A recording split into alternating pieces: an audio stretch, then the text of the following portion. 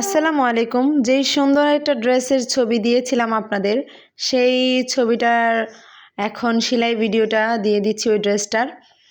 দেখেন এখন আমরা ফিতাটা বানিয়ে নিচ্ছি, সুন্দর করে ফিতা বানিয়ে নিব।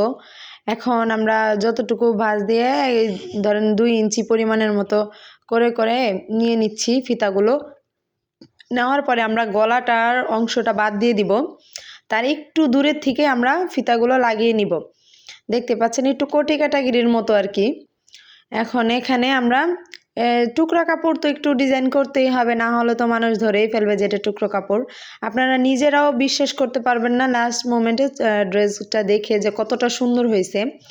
এই দেখেন এখন আমি এই কাপড়টা ভাঁজ দিয়ে ওই সেলাইটার উপরে দিয়ে দিব যেন সেলাইটা না দেখা যায়। এখন লাগানো শেষ, এক সাইড লাগানো শেষ, অপর সাইডও লাগাবো।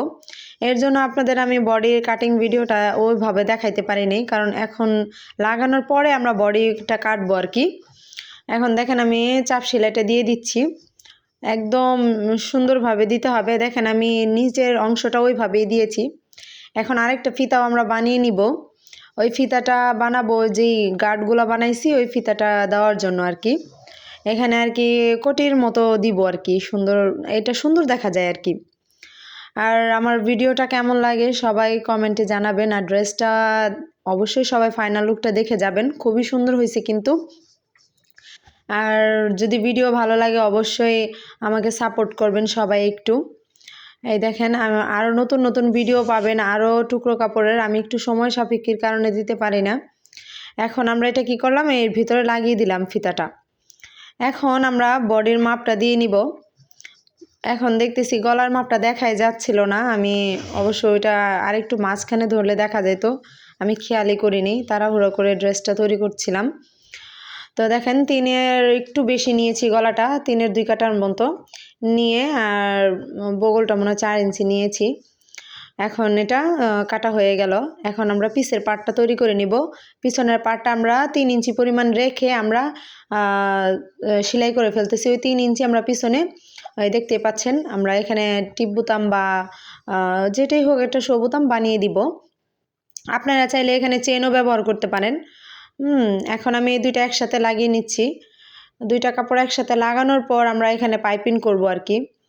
এখন লাগিয়ে নিলাম, এই কাজ জয়েন হয়ে গেল। এখন আমরা এটা মেপে ফিতাটা জয়েন করে নিব, মানে পাইপিংটা। এই পাইপিংটা মনে করেন না দিলে আপনার বাচ্চাদের পাইপিং গলাটাই বেশি ভালো হয়, গোল গলা তো পাইপিংটাই সুন্দর লাগে বেশি। আমি বিশেষ করে বাচ্চাদের পাইপিংটাই দিই এই গোল গলার ক্ষেত্রে। দেখেন আমার পাইপিংটা এখন একটু একটু করে কেটে দিব, অবশ্যই কেটে দিতে হবে, না হলে আপনার গলার শেপটা সুন্দর আসে না। আর পাইপিং তো সবসময় একটু বাঁকা কাপড় দিয়ে দিলে বেশি ভালো হয়, সোজা কাপড় দিয়ে পাইপিং এতটা সুন্দর হয় না। আপনারা সবসময় চেষ্টা করবেন বাঁকা কাপড় দিয়ে পাইপিং দেওয়ার জন্য। আর আমি অনেক যে কাজ জানি তাও না, আমি ছোট্টখাটো যতটুকু জানি টুকটাক আপনাদের মাঝে শেয়ার করি। আমার ভুল ত্রুটি হলে কথা দ্বারা বা কোনো কিছু ভুল মনে হলে আমাকে ক্ষমা দৃষ্টিতে দেখবেন, কারণ মানুষ বলতেই ভুল হয়, আর সেটা হতেই পারে। এখন দেখেন আমি হাতাটা করে নিচ্ছি। এই হাতাটা করলে একটু কাপড়টা কম লাগে, এর জন্য এই হাতাটাই দেওয়া। মূলত কাপড় নাই, বুঝতেই পারতেছেন, একটা স্কার্ট আর একটা জামা বানানো অনেকগুলো কাপড়ই লাগে। এখন দেখেন আমি হাতাটা জয়েন করে ফেলতেছি, যতটুকু পরিমাণ লাগবে দিয়ে একদম জয়েন করে ফেলবো। এটা মোটামুটি যারা একদম নতুন তারা দেখলেও পারবেন, আর যারা পুরান তারা তো আমার থেকে অনেক ভালো পারবেন। এই দেখেন আমি ওই হাতাটা লাগানো শেষ। আর আমি সবসময় হাতায় এইভাবে আমি একটা চাপ সেলাই দিই, আমার কাছে খুবই ভালো লাগে এইভাবে দিলে। আপনার যে এক্সট্রা কাপড়টা ওইটা সামনের দিকে আসে না। এখন আমি হলো আপনার বডির মাপটা দিয়ে আমি দিয়ে দিচ্ছি, এটা আপনাদের বাচ্চাদের বডি অনুযায়ী দিবেন, সেটা চিকন হতে পারে, মোটা হতে পারে। এখন আমি এখানে আপনাদের বডির কথা বললাম, আপনার বাচ্চার বডি ওটা হইলো না, তাহলে মনে করেন একটা ঝামেলা না, তার থেকে বরং আপনার বাচ্চার যে বডিটা আপনার সেই বডি অনুযায়ী দিয়ে দিবেন, এখানে তো আর কোনো ঝামেলা নেই।